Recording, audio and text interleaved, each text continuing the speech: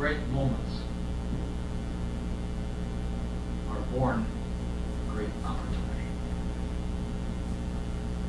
And that's what you have here tonight. That's what you earned here tonight. Hi, I'm Julie Linhart, and this year in ISM I'm studying marketing. So my quote for this year is, "Great moments are born from great opportunities," as you guys have just seen from the video. And this is taken from Miracle, which is a hockey movie about the 1980 Olympic hockey team who were about to play the Russians, who were the big bad, like undefeated people, and they were going into the game and they were kind of nervous, but Herb Brooks stated that great moments are born from great opportunities, and I kind of feel like this applies to me in my ISM journey because this is such a great opportunity for all of us to take advantage of experience from the real world and understanding different topics of careers and all different kinds of things, and it's really a great opportunity that I want to take advantage of, and I feel like something great can come of it, and that's what I try to stick to. So a little bit about me. I have a brother and a sister, and our family loves to ski. We go skiing every spring break. We love to do it. My grandparents actually still ski with us, so that's pretty fun. I have a golden retriever named Shiloh. She's about to turn 6 in March. She's like our 4th baby in the family. She's such a human. Like sometimes I don't even think she's a dog. Next year I'm going to play soccer at Oklahoma State, and I plan to continue my education there as well. So last year, I studied entrepreneurship under the mentorship of Mr. Ray Thoma, who is the owner of the Float Spot on Legacy and Lebanon in Frisco, and I really liked doing the mentorship with him because he knew a lot about the city of Frisco, which is what I based my final product around, and he was really helpful and understood the program and was really willing to help me in my studies. He started his business up from scratch and did a lot of research, and that's really what helped me create my final product as well. So we created Frisco Focus, which is a website that sets up focus groups for businesses coming to Frisco. As we all know, there's lots of development coming into the city. There's $5 billion mile, Wade Park, Frisco Station, and there's just so many new developments in Frisco. It's such an attractive city that I felt like these businesses might not know what they're coming into. Yes, you can look at the demographics, you can look at the numbers and the income per family, but you don't really get a good feel of what the residents want to see in the community. So I felt that this was a good thing to help the residents voice their opinions and also have the businesses come to us for help in what they want to see for Frisco. So this was actually our homepage, and the first page was called Concierge, and we named this kind of off of a hotel where you walk into a hotel and you first see the concierge, and that's what you go to for any type of help. So businesses can come here and they already know they're coming to Frisco. They have a couple realtors to look at and use, and they have a couple of real estate places to look at and have options, but this is kind of the basic general first step that businesses can come to. The second page was for businesses, so people inquiring for focus groups to be set up. They just type in, who you are, what your business is, when do you want to come to Frisco, where would you kind of want to be off the tollway, and kind of some reasons why you think Frisco would be a good fit for you, so we can match you up with the certain focus group members. And then the residents of Frisco can come here and sign up for the focus groups and be a part of that, and we would match them with the certain businesses that they have similar interests in or want to learn more about. So we actually have, it's not listed here, but we had different ways to set up focus groups. You could do a group focus group, one-on-one, email, FaceTime, because nowadays people are so busy that you're not going to be able to have time to come in to focus groups. So I think it'd be easier for email. We did FaceTime. There's different ways to get these focus groups set up. So that was a really cool part of it. So this year, my second year in ISM, I decided that I could either continue pursuing entrepreneurship and maybe actually get the website launched and work with council members to see if it was something that I can continue, or explore something new. And I chose to explore something new because I felt that I want to be able to take the most of this opportunity and learn about all the different types of things in business and not just stay with one direction, because maybe in the future I might not stay with that. So I wanted to open up my options, and so I chose to study event coordinating at first with sports teams, and I've always loved to create events, and I'm big about sports, so I felt like that was something that I might be interested in. I plan to major in business so I can have many options in the future, and I think event coordinating is something that I could do a lot with. So for my interviews this year, I had 6 of them actually. I started out with Miss Feingold, who is the Director of Corporate Communications and Events at the Dallas Mavericks, and she was a great first interview because she was very welcoming and really wanted to learn more about the program. She actually grew up in Highland Park, so that was cool. Have a connection there. She previously worked for Red Bull, and that was something I noticed among all of the interviewees, that they had worked for different companies in the past, so that kind of helped them get to where they are now. She said something that she stressed was that professional writing is very important in her career because she has to be able to write press releases, emails, thank you notes, all of that type of stuff. And for me personally, I'm not the best writer, if you would say. I always ask Coach Goff to check over my emails and to make sure I'm saying everything right, but I think that in the future I could take a couple classes that would help me with this professional writing, or just get experience from these type of interviews about professional writing, because it's an important skill to have in the business world. She does regret not majoring in business because of where she is now.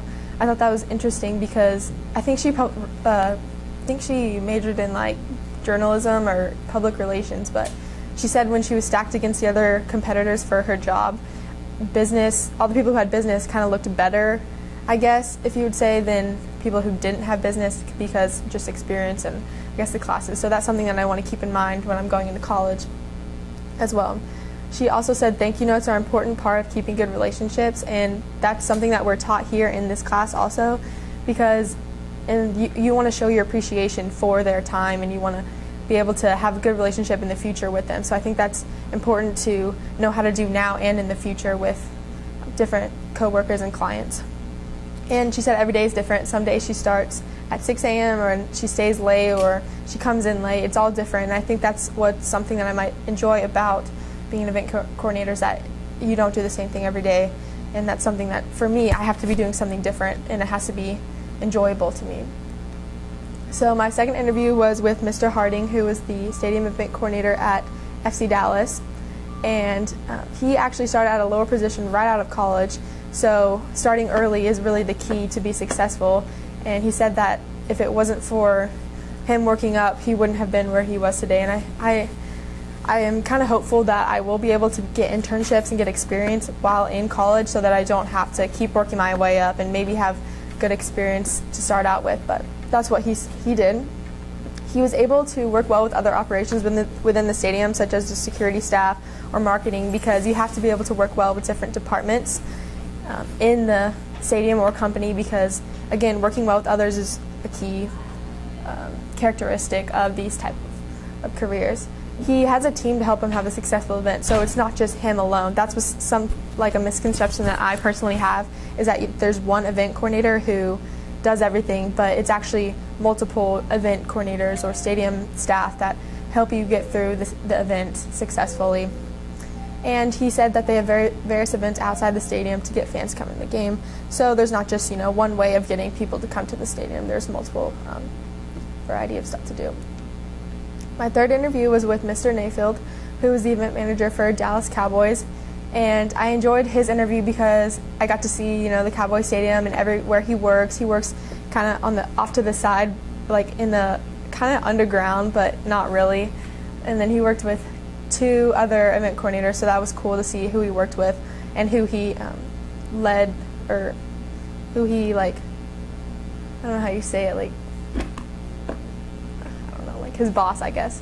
So he applied for an internship right out of college, and that's what helped him, again, starting early out of college. He launched the social media sites for the Tampa Bay Lightning, which is kind of like marketing, actually. You have to market the team, and that's what he did. So then he moved to the Georgia Dome, which then he moved to Dallas Cowboys, so that's kind of where he moved to different companies and teams, and again, experience and background knowledge really helps you with these type of jobs.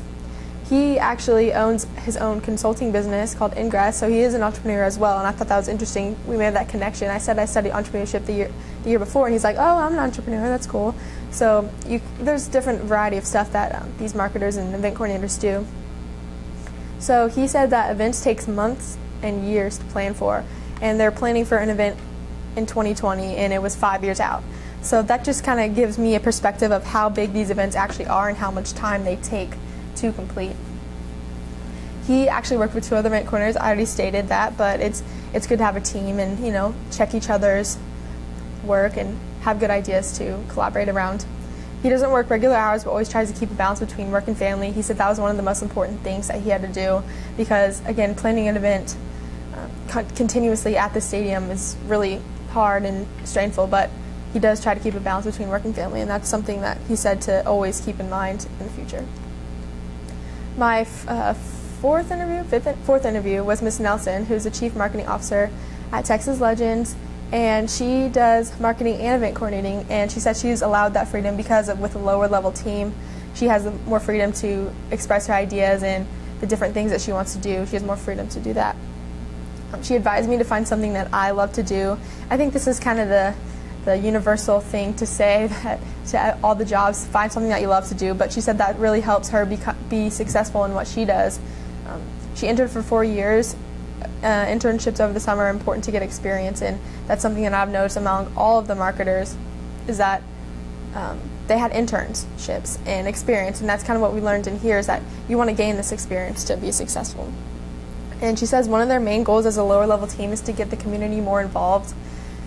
That's, again, lower level teams have more freedom, and being in Frisco, you do have that community aspect and this family aspect. So that's one of their goals in marketing, to get people through the door and to have different kinds of events going on within the team.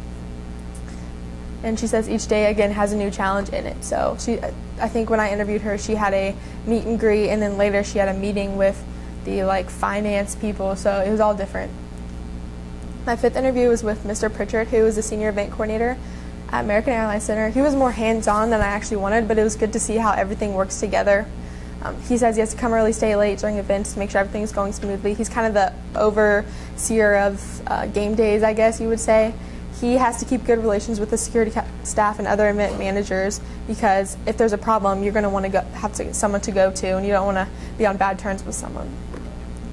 So he had a specific calendar of events that held 4 months worth of game days, events in the stadium, and he said that, they know it basically by the back of their hand. They said planning in advance is key to success, and I think that's something that I learned in creating my original work as well, that you have to start early and work backwards and be able to see everything and how it's going to play out.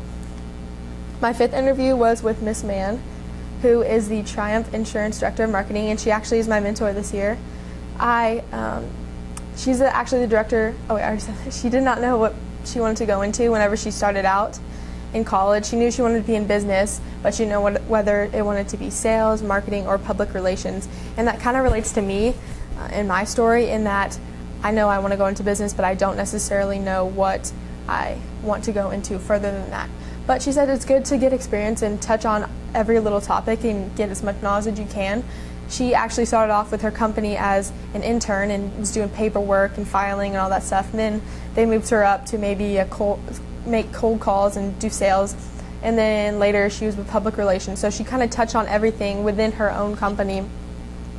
And that really helped her see the bigger picture of how the company succeeds and gets her where she is today. There are many programs that she taught me about marketing to calculate data and market to relevant and interested people, and this is what I found really interesting in the interview, and what I might want to base my final product around is that there's this program called Crazy Egg, and it's basically like a heat map for websites, and you can see where your I guess customers or clients are looking at your, not looking, but I guess interacting with your web page, and it shows like a heat map of where they're not going. So you can base your website around that and make it better for people to use, and that's something that I kind of want to look further into. She said that there's also like Google Analytics, and sometimes Crazy Egg don't match up, and she has to do different data sets and numbers, and that's kind of what I want to fix. Maybe I want to work with her, but I'm still unclear, but that's something I want to look into.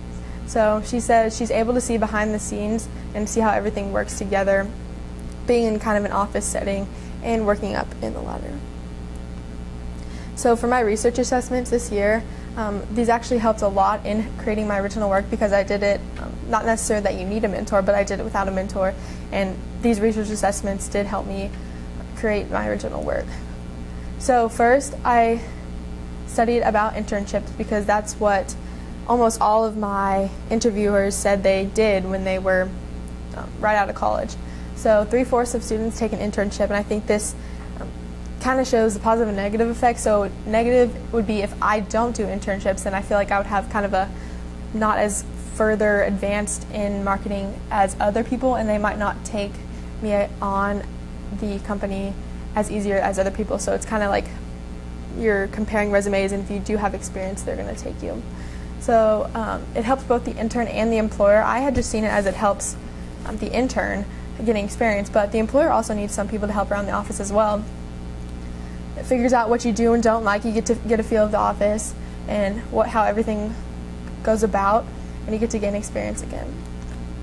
So then I had actually done event coordinating interviews at first, but I had interviewed a marketer, so I needed a little bit of background knowledge on that.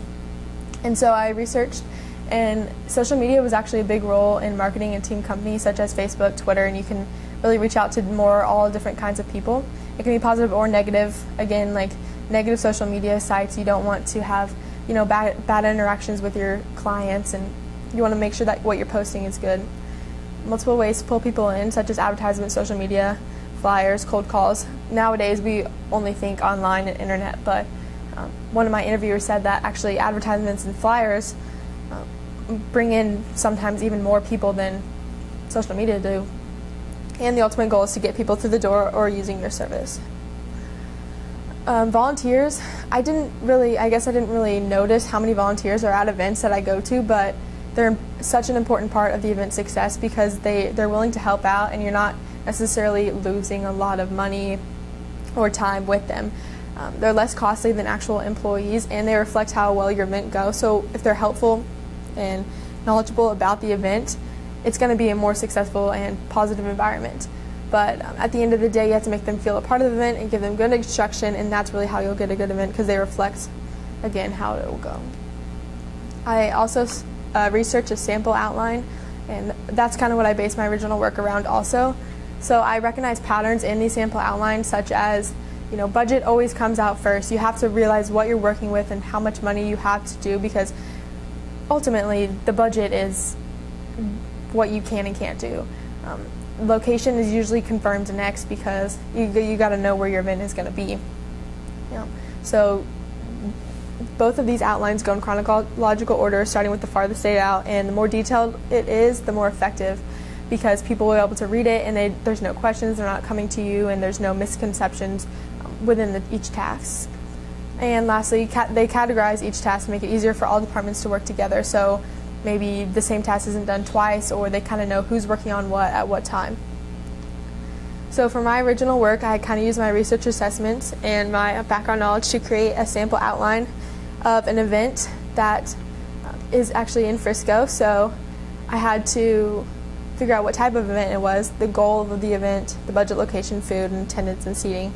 And I actually didn't do real numbers this time, because this is kind of like the basis of what I'm learning, and maybe my final product might be including numbers, but I had to research all this type of stuff. So I thought of the location. So Frisco, again, isn't kind of an easy area to do it because there's so many things coming to Frisco.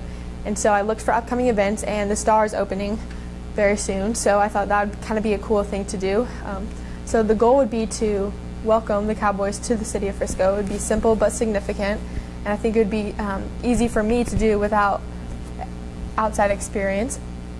And then the date would have to be beneficial for all involved, such as the high school sports and the NFL team. So I think it was September 1st was the kind of the welcoming of the Cowboys into the community, because district starts for high school and NFL teams have a couple months to practice before NFL starts. So the structure of the actual event outline, I wanted to do landscape because I felt it was easier to read that way, and I did it by day so that if you do it by month, it's kind of vague and you don't necessarily have a certain date to be finished by, and it kind of gives people more motivation to be like, okay, I need it done by January 2nd, or I need it done by February 3rd, instead of being like, okay, February, I can do it in the next couple days, but you actually have a date to do it by. I needed a title for the event because titles are memorable and short, and I needed it to be to the point so it can stick in your head. And so I called it The Opening of the Star, because everyone knows what the star is, and the opening is kind of like a name that's like the opening, so I thought it was kind of cool.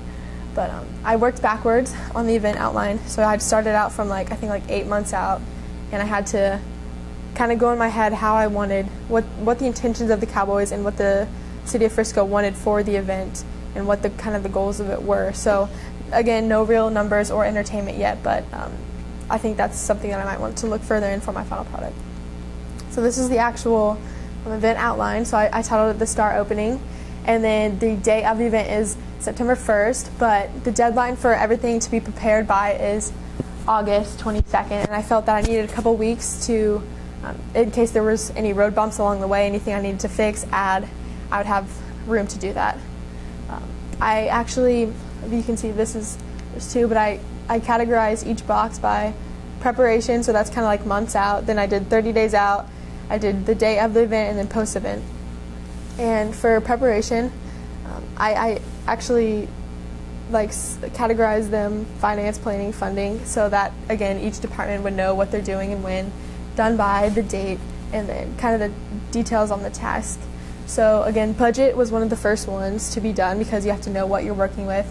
And then I'm actually working theoretically as a independent event coordinator, I guess you would say. So I would have to meet with both the city and the Cowboys to do this.